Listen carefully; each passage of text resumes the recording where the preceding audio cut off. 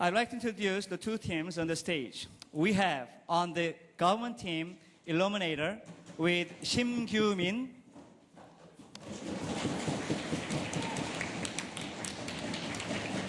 Lee Seung-ho,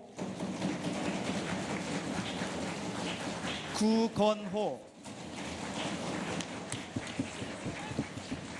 On the opposition team, Adrenaline with Kim Yoo-jin, Lee Soo-yeon, Kim Gon-ha. Well, before we begin the debate, I also would like to introduce the panel of educators. We have Professor John Bach Halbert,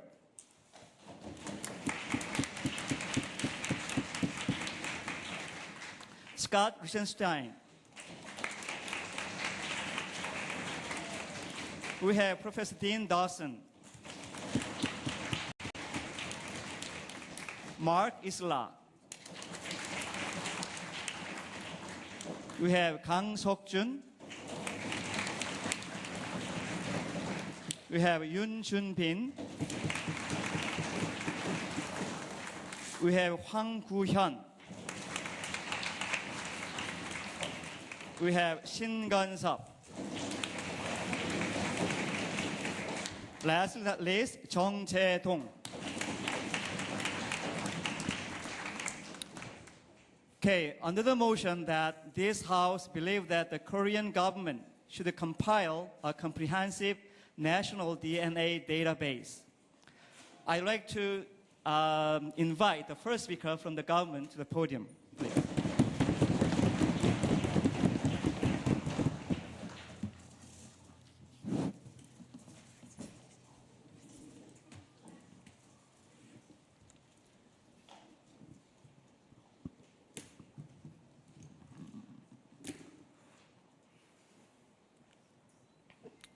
Ladies and gentlemen, today Korea is facing a very big dilemma.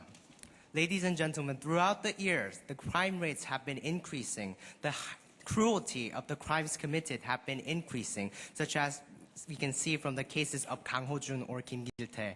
And ladies and gentlemen, we believe that as the government, it is the government's duty to institute such a policy to be able to protect the national interest of citizens and the security of the citizens in general. And therefore, we're very proud to propose the compilation of a comprehensive DNA national database for all Koreans. Now, first of all, I'd like to start my speech by first defining the motion and giving our policy. First of all, we believe that the DNA database should be kept at the National Forensic Service, the NFS. And second of all, we believe that it should only be accessible upon request when there is actually a crime that is committed that requires DNA scanning. And third of all, we believe that direct access by the prosecutors or by the police force should be prohibited. Fourth of all, we believe that everyone should be in the national database to be able to maximize this efficiency.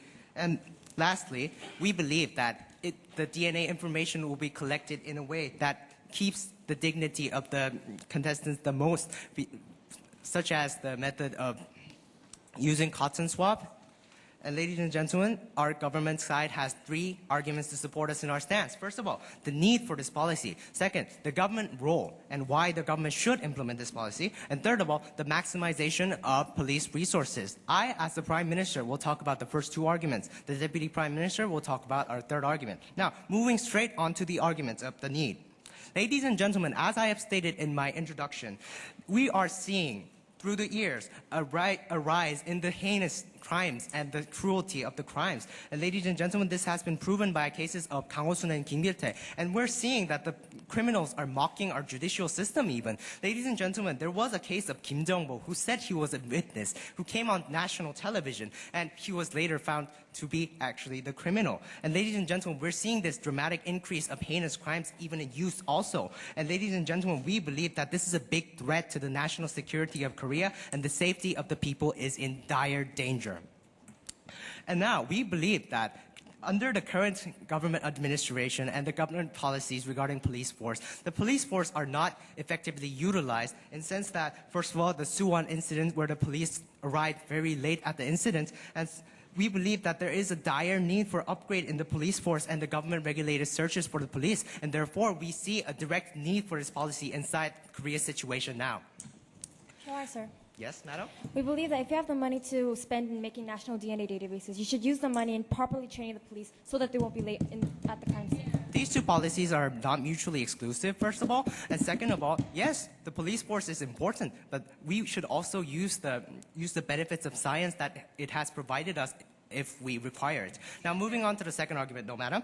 Now, moving on to the second argument about the role of the government. Ladies and gentlemen, we believe that the government has a duty to protect its citizens. And the top priority of the government should be the national security and the protection of the citizens. And we believe that if the government has the technology to do so, if the government has the technology to maintain such a database, which it is already doing in case of sex offenders and Shall I, sir? criminals, no, thank you, madam, then it should do what it can do, and that by not doing everything it can to promote national security and the safety of citizens, the government is not fulfilling its role as a government in our society, ladies and gentlemen. And we believe that if a government should be the legitimate government, a responsible government, it should be a government that does everything it can to protect the national security of the citizens and the lives of the citizens, ladies and gentlemen. Now, I would like to move on to the second subpoint about why the government interference is just. Ladies and gentlemen, there is something called the hierarchy of rights.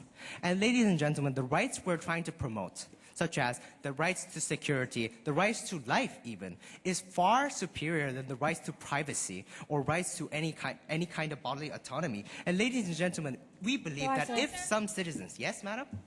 Please prove why this actually has a direct effect on the safety and helps save lives. Then you can promote this hierarchy of rights like yours.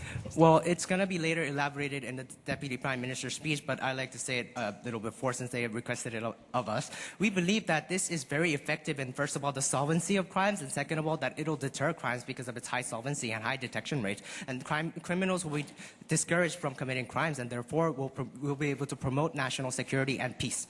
And now, ladies and gentlemen, and we believe that this is a necessary sacrifice of the individuals if they were to enjoy the benefits of this policy, which is better improve national security. And ladies and gentlemen, we believe that for the national security, every individual must have a duty to ensure that the government has their personal information if it means that it is ensuring security. And ladies and gentlemen, we're already giving government our personal information. Ladies and gentlemen, we see NICE.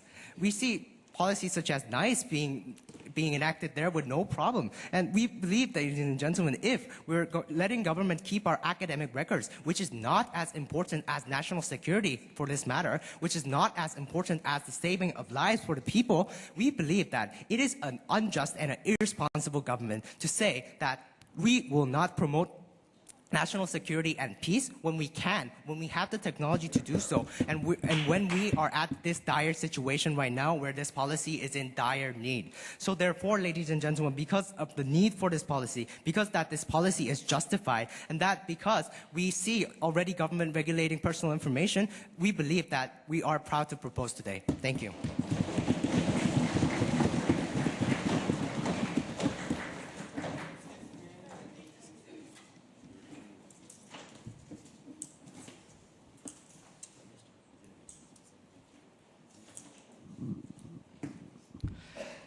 We'd like to thank the Prime Minister for his speech. Well, next, I'd like to invite the leader of the opposition to the podium.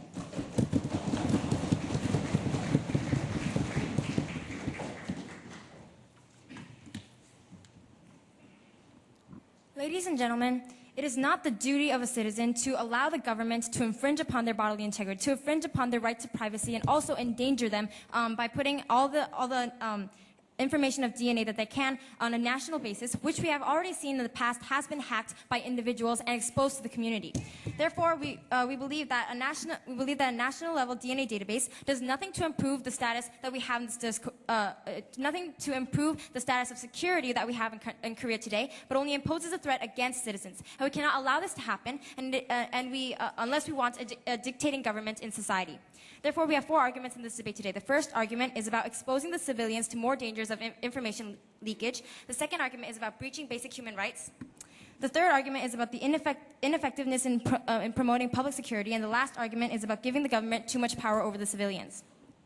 Moving on to the first argument, we believe that the incidents where the Blue House of Korea was hacked by an individual and the confidential governments being exposed to society, and also the case of the White House of the USA also being hacked and the hackers posting this information, the confidential documents on the internet blog, and allowing millions of civilians and other people to access. We believe that these incidents literally proved that the government has no authority to keep these documents confidential, and that the citizens' trust to the government of keeping their personal information safe was also destroyed. We believe that the Korean government is currently struggling to keep the security of the information that they're handling right now, yet the government team comes up here with no proof of how they will keep this information secure and safe. They believe that the government has a justification to collect this information and use it against citizens. We believe that this is very illogical. No, thank you. You want to collect the information of how people look, what type of diseases that they might have, whether you might have a gene that is known to cause mental illness or not, and who knows what other type of information that could be included in DNA information. We believe that because of these reasons, the United Kingdom, which was the first country to start the DNA database, the government has already admitted that this type of information can fall into the hands of the unauthorized and the evil people. And the judges of the UK Judicial Court have made the decision that keeping this information is not a necessary step for the government to take in a democratic society. Moreover, these people could use the information. Yes. We believe that DNA is not just this sacred information that every people have. You shed it basically everywhere. If one person wanted to collect your DNA, they could do so very easily. We are not here to debate on the sacredness of DNA information. We are here to debate on whether or not the government collecting the information and taking it into a national security database. We believe the government team did not give us any proof on how they will keep this information secure. They did not give us any proof how this will directly lead to increasing public security and helping the citizens. We believe that it does quite the opposite, actually going against citizens and putting them in a threat. Anyways, to continue elaborating, the voices of destroying DNA records in the government's hands is getting louder. We believe that these people, the unauthorized people, could use the information to widen their scape of clueless victims. For example, hackers and serial killers currently stalk individuals on the internet and take away their personal information, using it to kill and rape or even torture them. We believe that if they can hack the information just through the internet, having a national DNA database and having the past incidents of the government's database being hacked, we believe that there is an even increased danger of citizens being exposed to the dangers of these hackers and serial killers. Now, moving on to the second argument, we believe that the basic rights of civilians are also breached. The law clearly states that all citizens are innocent before the law until they are proven guilty. However, this policy is making every single Korean person a suspect, no thank you, of a crime, imposing a threat to every citizen whenever there is a crime anywhere in the country. The purpose of the law was to keep the judicial decisions fair and protect the suspects and the citizens all alike. And likewise, you cannot infringe a person's bodily integrity or right to privacy or any other right unless they have committed a crime, which we see that the majority of citizens have not committed.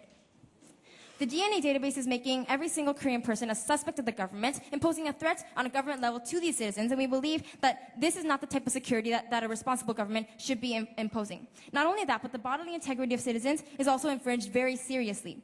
DNA information contains details of everything that makes you a person, and also, as I have established, the voices against DNA database is getting larger by the day. We believe that if people do not want this, the government has no right to infringe against the bodily integrity, also because they have failed to prove the linkage between this policy and increasing security and increasing public security. They have no justification. They have no proof that this policy will work.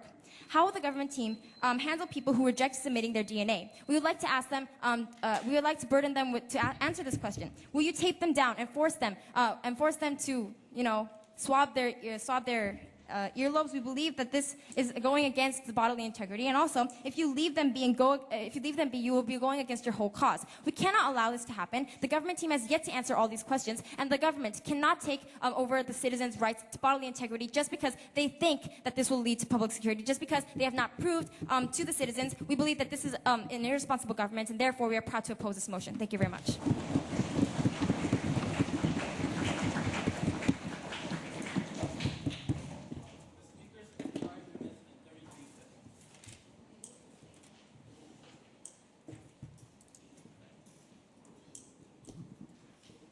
Thank you for your speech. Well, next, I'd like to open the podium to Deputy Prime Minister.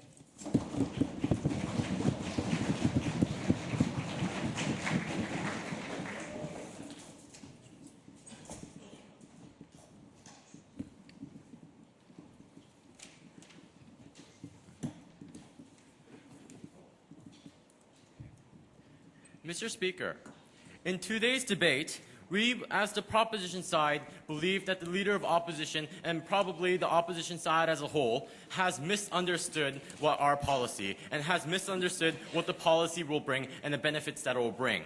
Well, our policy was to put the database, the information of all people's DNA, into NFS, the National Forensic Services, which is a non-government organization. It is not, and we have that in our policy, that it is not going to be freely accessible by every police department. It is not going to be freely accessible by any corrupt government official and whatnot. Their harms, they kept on saying that the Blue House was hacked, the US was hacked and whatnot. But we, on the proposition side, are saying that those were easily hacked because they're sharing their information with many people. They're sharing their information with practically every single CIS department, every CSI department. They're practically sharing their information with every police department. And we do not want that, Mr. Speaker. We do not want to leak the information, and that is what the government also takes into consideration, and therefore we believe our policy disproves that.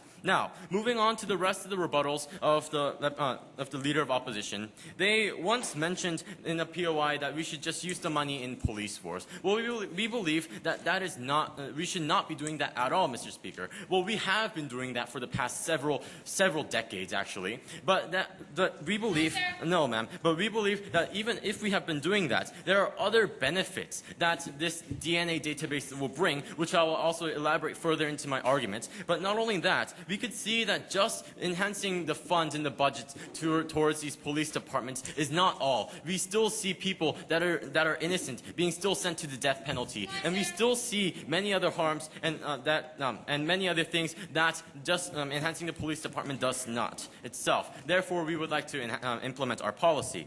Now, they also talked about how we're breaching human rights, such as bodily autonomy and whatnot. But however, we cannot stress this further, Mr. Speaker.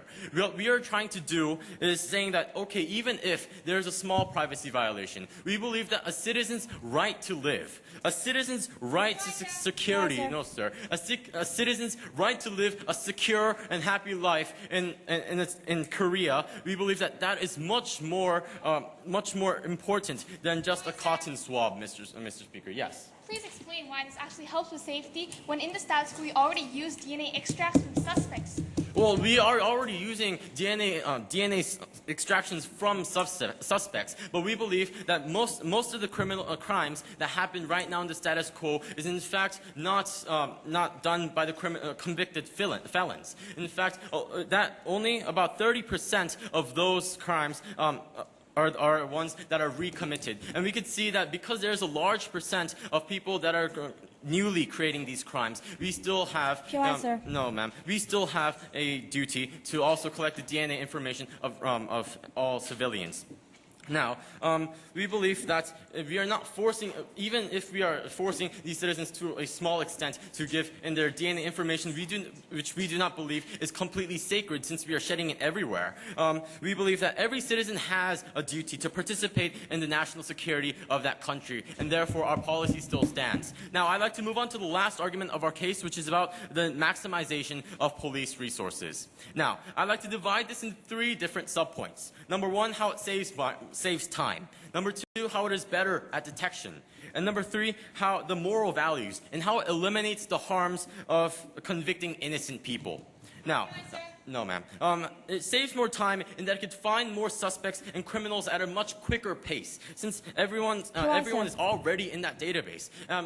When we go to when policemen go to a police site, they collect the evidence. They may get search warrants for what they have found and what they should find, and they also. And since the DNA tests come up with nothing, most of the time, since they come up with nothing, then we go into the special analysts and whatnot, and then we go on to an arduous task of doing this over and over again until we find the suspect, which may not be even the real criminal, Mr. Speaker. Now, instead of doing this, we can put everyone in a DNA database, and we could use that information in step 2 much quicker. We could use that information so we could find the suspects and maybe even the criminals at a much quicker pace. And we believe that this saves time, this saves lives, and this is a better policy as a whole. Now, moving on to the second argument, second subpoint, that this is better at detection.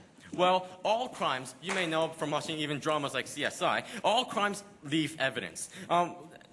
That leftover evidence is there, and we can use it. We have the technology to use it. Yes, yet we do not use it because of maybe some privacy harms that they have. Well, we cannot fully use that useful evidence that we have at hand just because of that privacy argument that they're giving. We have vital DNA information that could track people and help us, help the police team find the actual criminals. And we have information such as hairs and blood and maybe even semen. And we could use that information to help us figure out these crimes. Now, in fact, DNA database hits were very rare incidents until the 1990s, but now we have a system called, the US has implemented a system called CODIS. And in fact, since then, we have had over 150,000 DNA hits that led to the solving of these crimes. And we could see that because of this, we can have better detection rates. Now, onto the moral values on how it eliminates the harms of convicting innocents. Well, many innocents are in fact convicted to the death row. These people are dying even if they are innocent. And in fact, the 200th person in the US that was exonerated just because of DNA evidence was in 2007. We believe that if the government keeps going on doing this, and there's people dying innocently in death row, more than the 200 by 2007, it goes against the role of the government, and that they have the resources and things to do to ensure the safety of their citizens, but they're not doing that. And therefore, we believe that we have thus taken this debate home. Thank you.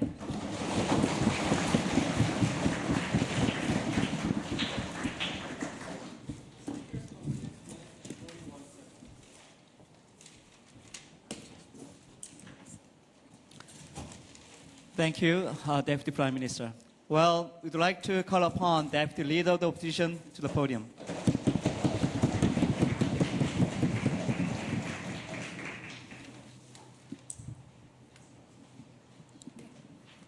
Ladies and gentlemen, yes, we're giving too much information already.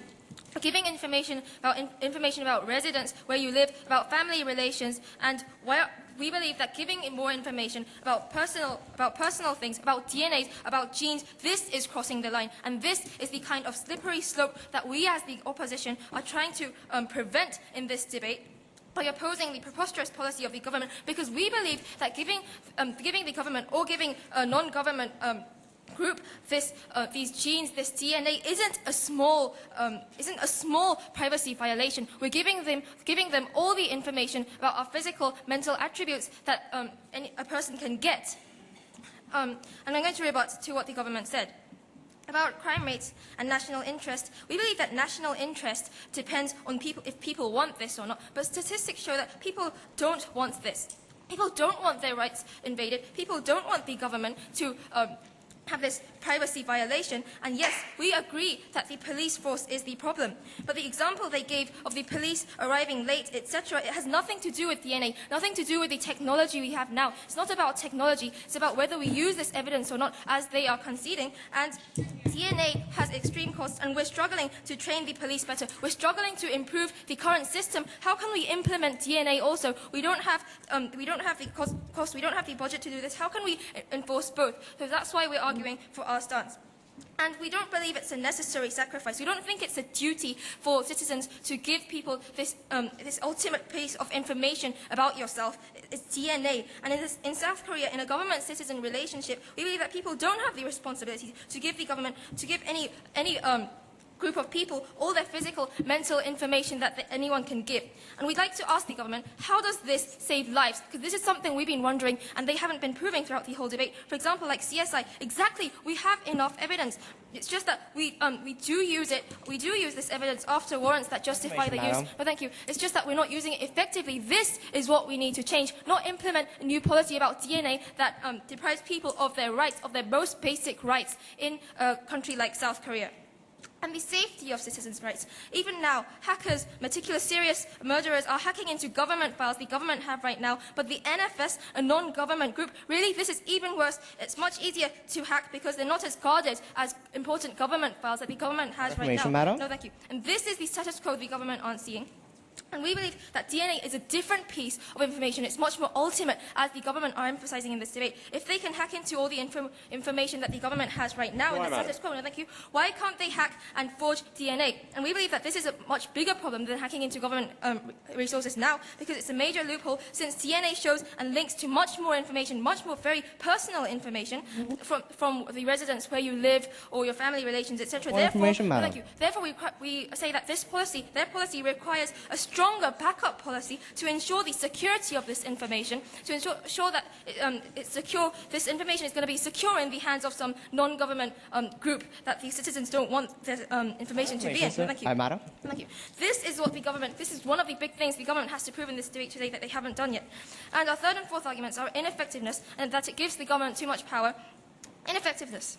In the status quo, crime investigation, the process of determining suspects, criminals with evidence, this arduous task is needed in the status quo. What happens, the government don't seem to understand this, what happens is that we legally investigate the location, the alibis, witnesses, we see everything, the time of the crime, we look at the situation, investigate the specific situation of the past, because that's the key to solving the crime in the first place, and then, and then we make suspects. We narrow our choices down to people likely to have committed crime, and then the police issues warrants which give the police the right to actually investigate them on further extent, and then they are allowed to extract the DNA of suspects to solve the crime scene. See, we already do this in the status quo to solve crimes.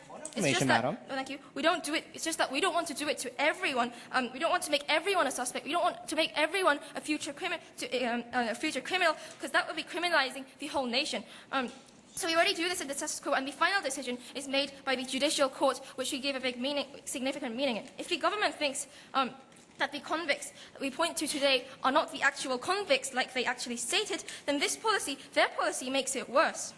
Because exoneration happens now, and how is it different from the status quo? This is another big burden they have to prove. And however, with the government's policy, what will happen is we will lose this thorough legal process to find criminals and suspects. The police will have the government.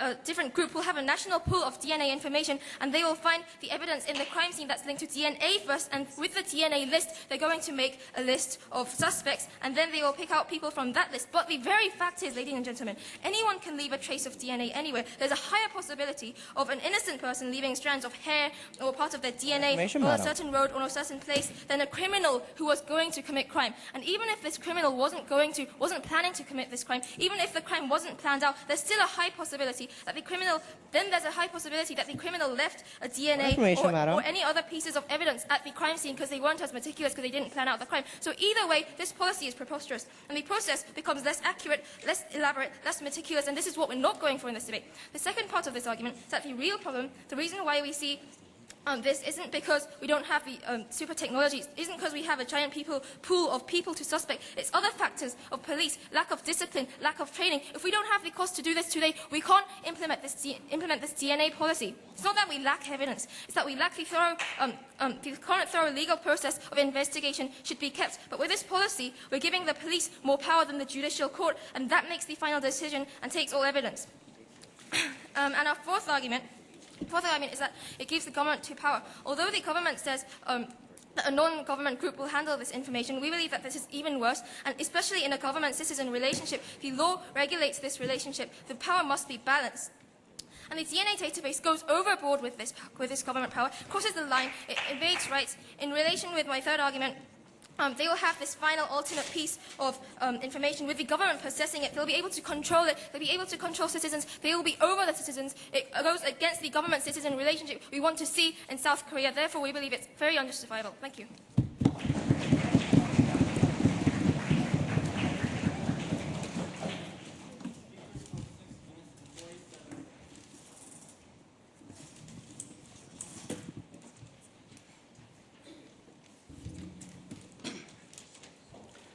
Thank you for your speech, Deputy Leader of the Opposition.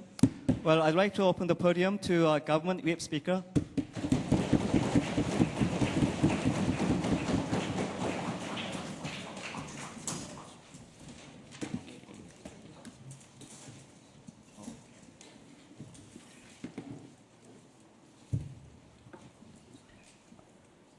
So, ladies and gentlemen, today, side government is coming out and arguing that we must give up a larger cost, public security over private information, of privacy for individual citizens and their own bodily autonomy. But ladies and gentlemen, we like to argue the fact that the bodily autonomy and personal privacy does not exist when citizens are not secure, when they're not in a safe environment, when their security is not granted in that sense, ladies and gentlemen. We believe that when security is not properly implemented in our society, these people do not get the proper rights that they are arguing for, ladies and gentlemen. So we believe that we must have proper security, much more feasible security in this sense, that we can get much more, and we can protect the body autonomy and the privacy of such of our citizens. Now, we do not, at the end of the day, we do not want criminals in our society slipping away just because we lack the vital information, the vital evidence that will solve the problem, solve the crime, and the key solution to the crime. We do not want innocent suspects to be prosecuted just because we lack the vital solution, again, the DNA samples. And we do not want, what we want is proper prosecution, justified prosecution, which we need in the society, ladies and gentlemen. And in this debate, there were three major clashes. The first clash being the rights of individual citizens, and the second clash being the effectiveness of this policy, the third clash being the role of the government. Now, in the first clash, the rights of individual citizens, there were two major subpoints to this argument. The first subpoint was the bodily autonomy and the privacy of individual citizens. The second subpoint was the assumption of guilt with this policy being implemented. Now, in the first subpoint, the bodily autonomy and privacy, the side government came around and talked about how the DNA information carries vital information of one's body, such as the information on disease and information on genetic characters. But ladies and gentlemen, the body autonomy and privacy, as we have spoken, does not exist when proper security is not measured. Now, in this case, we're seeing that we believe that the citizens have the duty to take part in national security, to take part in making our society more safe. We're seeing that, implementing this policy. Yes, ma'am. You have not answered our rebuttal about how leaving this DNA information to the NFS, which is a private company, is even more dangerous than having the government control. No, ma'am. NFS is not a private company. It is not a governmental organization. It is an independent organization by itself. So that's why we believe it does not have the influence of private companies. It does not have the influence of the police and the government officials. And we believe it is the most neutral organization we can trust in this situation. Now, the individual citizens have the duty to take part in national security in the sense that and national security, ladies and gentlemen. We believe that these citizens do want national security. They do want the security at the face of emergency. And we can see this, and when we call 911, and when we call 911, we can see that they ask our information of where we are or our situations, and we give that information freely to these to 911 because we see the need. We believe that it is much more important, that our security is more important than the privacy that we are than our privacy, ladies and gentlemen. And we believe that is why citizens actually want this policy, and the citizens actually have the duty to concede to the fact that national security is a much larger cost than just merely private information. Now, in the second point about the assumption of guilt, the side of government came around and talked about how that this policy will only mean that our government is assuming guilt of every single citizen. But ladies and gentlemen, this information is mainly used to proving the innocence. No, ma'am.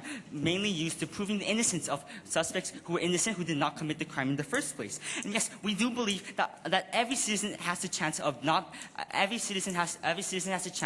being guilty.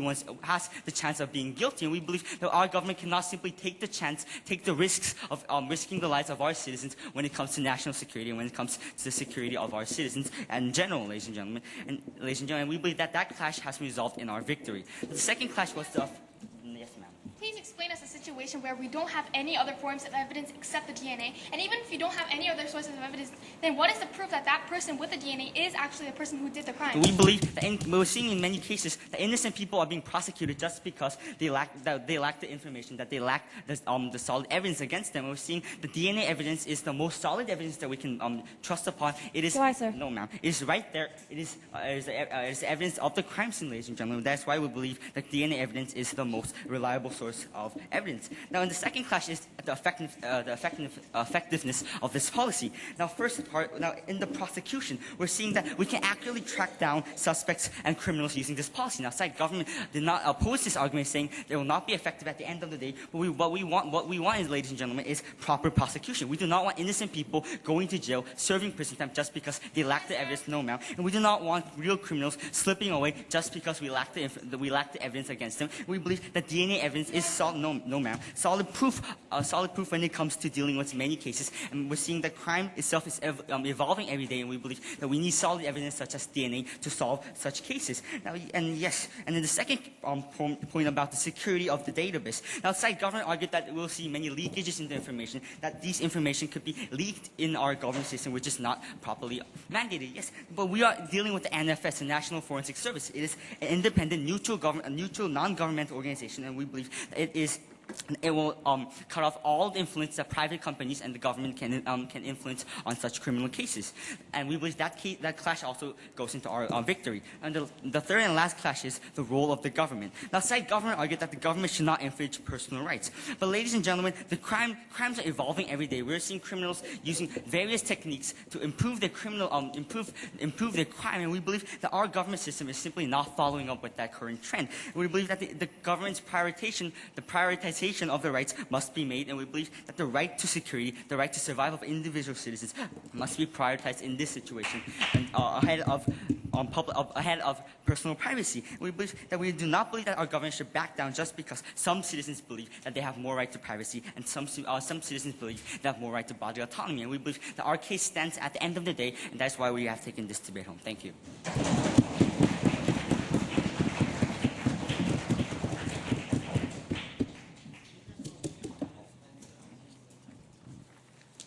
Okay, thank you for your speech, Government Whip Speaker. Now I'd like to call upon Opposition Whip Speaker to the podium.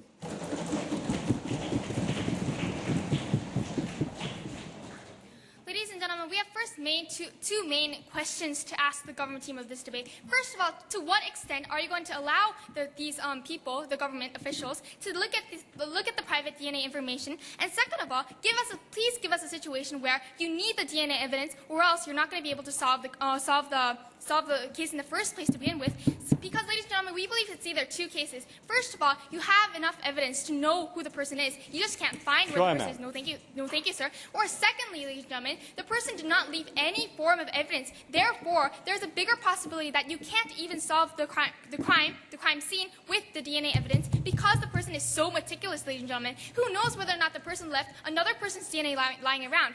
And another thing to point out in this case is, ladies and gentlemen, innocent people are more likely to leave their hair lying around than a person who is meticulously trying to commit a crime. So, ladies and gentlemen, we do not see how DNA database is effective in the first place when in the status quo we already have DNA extractions from people who we believe to be suspects, ladies and gentlemen. Now, thank you, sir. There are four clashes in this debate today. First of all, helping with crime deterrence and solvency. Second of all, abuse. Third, rights and privacy. And lastly, the legal process in solving a case. Now, first of all, how it helps with deterrence and solvency. Now, ladies and gentlemen, it doesn't help with deterrence or solvency, ladies and gentlemen.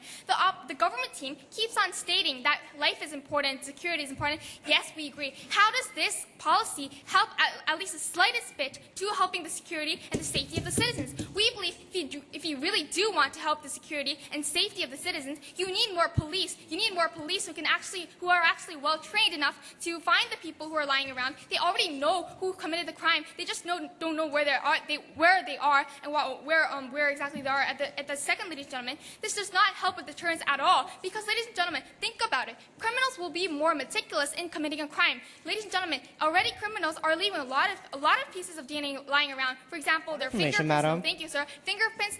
Their faces are on the CCTVs, etc., etc. We actually have a lot of evidence to search who the criminal is. And not only that, ladies and gentlemen, the most important thing is, ladies and gentlemen, in the status quo, we already use DNA extracts for suspects, ladies and gentlemen. Information, Thank madam. you, sir. That is exactly how 200 people in America, more than 200 people, were exonerated after the usage of DNA extracts. We do not need any further information about the whole country's citizens, ladies and gentlemen. The whole country's citizens would include all of us standing here in this debate. We do not want the government taking away our DNA, suspecting that we are actually a part of the crime when we didn't do anything wrong. Be the solvency. Ladies and gentlemen, how does this help with the solvency in the first place? You actually need a legal and thorough process, a meticulous process in searching out who is the criminal and who is the victim. And then you search for the DNA evidence, ladies and gentlemen. You do not make a pile of people who are in that spot. Madam. Thank you, sir. You do not make a pile of people who are in that spot and then figure out who the suspect is. You make a list of suspects and then figure out who the criminal is through the usage of DNA, which is what we're doing in the status quo. Ladies and gentlemen, look at the concept. Thank you, sir. Look at the concept of warrants, ladies and gentlemen. Warrants. People do not just break into your homes because they think you're a criminal. They look at the evidence. They think that you are a criminal. They make proper suggestions, and the reason they make clear elaborations. Point, madam. Thank you, sir. On the reasons why you may be a suspect, and then they go into your homes and look for evidence. They do not do this the other way around. However, ladies and gentlemen, thank you, sir. The government's logic is based on the fact that you will make a pool. You will have a pool of DNA, and then you will track down who the person is. This is not effective at all, because the person who had committed the crime in the first place might not have their DNA lying around, or they may forge another person's DNA. For example, I may take someone else's DNA and then put it in the spot where the crime happened, and etc., etc. We do not understand how the DNA national database helps with solving crimes to begin with. We do not understand, thank you, sir, how this helps saving lives. Saving lives is a totally different issue because it links back to the deterrence effect, which there is no proof of. And then the second clash about abuse, ladies and gentlemen. Can you really say that the people will not hack into this DNA national database, ladies and gentlemen? The UK government already stated officially that they do not have the capability to protect their national information, ladies and gentlemen. Their national information, their security information. They do not even have the capability to protect that. Then how can they protect the database of the citizens, ladies and gentlemen? And what if this leaks, ladies and gentlemen? Isn't there a high possibility of abuse here? Isn't there a high possibility of danger here? Is the government team not seeing the high possibility here? We do not understand how the government can simply think to take out all of the DNA in the country and then make a file of people who they suspect to be criminals. This goes against the legal process and the rights of the citizens. Now, we believe that innocent until proven guilty should stand in the status quo. It should stand in the status quo. Oh, thank you, sir. Because a person has a right not to be suspected until you actually did something wrong, until you are a suspect. So we believe that abuse does have a serious possibility. And third clash about rights and privacy. This severely goes against the person's right to bodily integrity, ladies and gentlemen. You do not have the duty to give the government your DNA, which is one of the most private information of your body. Now, secondly, ladies and gentlemen, under this clash, the EU Court of Justice actually stated that this is a breach of rights. The DNA national database is a breach of rights. That is why in London, in England, in the UK, and other European nations, countries, they do not have the right to make a DNA national database. They were going to, but it was stopped through the courts, and we believe this goes against a lot of laws, such as innocent until proven guilty, self-incrimination laws, which states that you do not have the right to give out your personal information until you are suspected with a warrant, and a lot of basic human rights that a person has, ladies and gentlemen. The last clash about the legal process. Ladies and gentlemen, there needs to be a meticulous, thorough legal process in the status quo today. You need to figure out who committed the crime, and then you need to gather the amount of suspects, and then you need to look at the DNA, which we are already doing in the status quo. What we need is not a variety, a pool of DNA. What you need is a careful, thorough policeman who actually does have the capability to find out who the criminal is without any DNA evidence. However, ladies and gentlemen, even if you do not have the evidence, you can actually use the evidence in the status quo, which proves that the government policy is pointless and it is also a breach of rights, which is why we disagree. Thank you.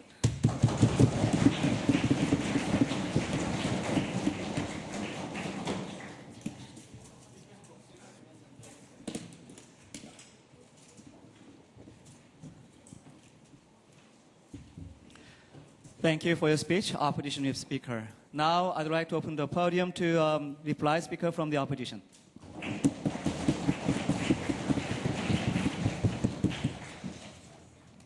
Ladies and gentlemen, We have demanded the government team to answer these crucial questions about how their policy directly links to the general public security and how they can secure that these informations won't be leaked just because they have a reliable, trusty organization called the NFS, and also how this is not how they can justify by weighing the costs and benefits breaching these rights, which will in the end lead to the breaching of the rights to life by just simply stating that the right to life overrides all other rights such as privacy or bodily integrity. Therefore, we believe that our team has taken home this debate.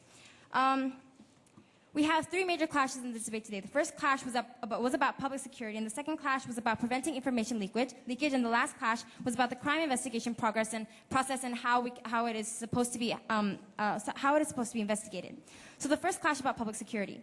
The Prime Minister came up to the podium and gave no elaboration, and he simply stated the status quo, which he surprisingly was able to misunderstand. The status quo does not lack public security because there's no DNA database, because there's no super high-tech technology that we can use to investigate these crime scenes. It is because there's not enough well-trained policemen. We believe that they cannot say that we are already training policemen well, and they cannot say that this is not a mutually exclusive policy because the policemen are not trained well, as we have explained in our previous speeches. In the cases of the Suwon murder incident, we can see that the police did find the evidence and they did find who the criminal was. The fact that why this incident became an issue was because the police was not able to catch the criminal even when they knew who he was. This is because they lack the appliance ability of the proof to the prosecution. We believe that this is why there's not enough well-trained policemen. This is exactly why we need to invest more in training these policemen and not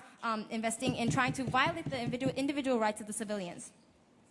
And so, and then the second speaker came up and said that DNA evidence will improve crime investigation, and that evidence discovery was the issue, which he already proved was not. And his only reply to our rebuttal was that the right to life overrides all other minor rights, such as privacy and bodily integrity. But he never proved how databases actually preserve the right to life, and did not reply to the fact that these minor rights being infringed will lead eventually to the infringement of the right to life.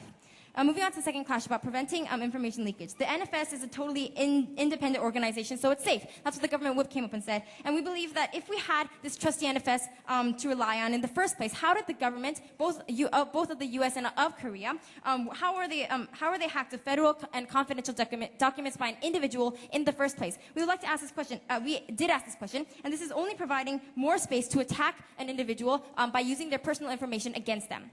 And moving on to the last clash, the crime investigation progress, we have clearly stated that the judicial court giving a warrant to the policeman, then allowing the police to investigate, and after all that, the judge makes the decision. We believe that this is the right way, and that the government team only going for efficiency will result in leaving more room for abuse and a higher percentage of being able to frame a citizen. And also, this is putting the citizen in a very inferior and endangered position, again, where the government is against them, where the government is not protecting them, but only suspecting them and putting them in a list in a computer where they can search. And if their DNA happens to be scanned in a crime scene, then they are automatically suspects of this crime. They are automatically enemies of the government. And we believe that this is not the way to promote security. Therefore, we oppose this motion. Thank you very much.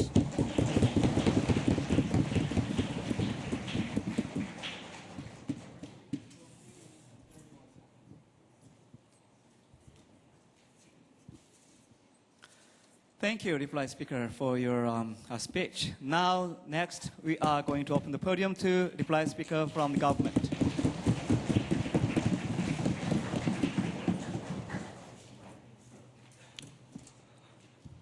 So, ladies and gentlemen, following the opposition side's today logic of saying that we have to punish everyone who illegally possesses the personal information of others.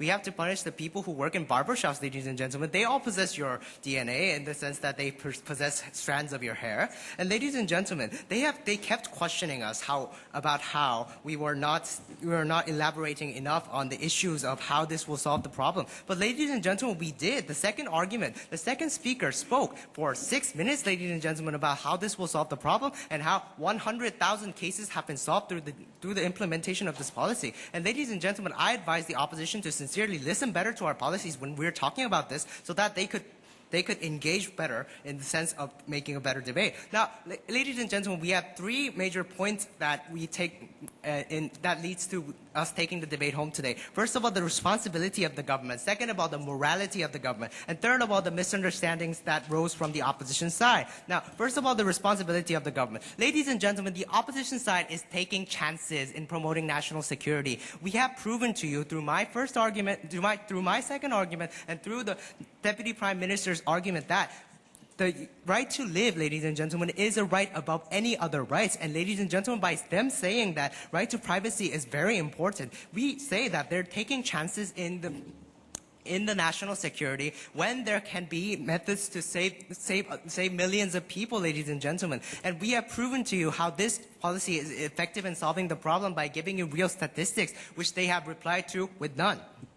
Now, ladies and gentlemen, moving on to the second part about morality. Ladies and gentlemen, so what they're doing basically is allowing criminals to get away. Ladies and gentlemen, we have never stated that we will abandon the current judicial system and just look at DNA and just say that that person is a suspect. We said that this will aid the current system in finding out who the criminal is faster. But ladies and gentlemen, so what they're proposing basically is them saying that, by them saying that it will just keep the current status quo and them not utilizing the police force, them not utilizing the current technology that we already have. They're basically letting the people get away, ladies and gentlemen. And we believe that that is not something that is not something a responsible and moral government should do. And third of all, the misunderstandings that arose from this. Ladies and gentlemen, they kept questioning us about the security of the NFS. First of all, ladies and gentlemen, I'd like to tell you that it has never been hacked up to this stage. And we believe that it is very trustworthy in terms of its defense. And ladies and gentlemen, we are not, as I have said in the second point, we're not believing that DNA is almighty. We're not believing that DNA information is the only thing that will solve the problem. But we believe that it is an effective aid in solving the problem that arises from this society and are of urgent need. And ladies and gentlemen, we believe that by opposition telling us that we're making everyone potential criminal, they, ladies and gentlemen, lack the understanding of our policy, first of all. Second of all, they're being immoral and irresponsible because they're taking chances and letting the people get away. And therefore, ladies and gentlemen, by the end of the day, we have proven to you why this government provides more security to the people and focuses on more major values such as the right to life. And therefore, we take this debate home. Thank you.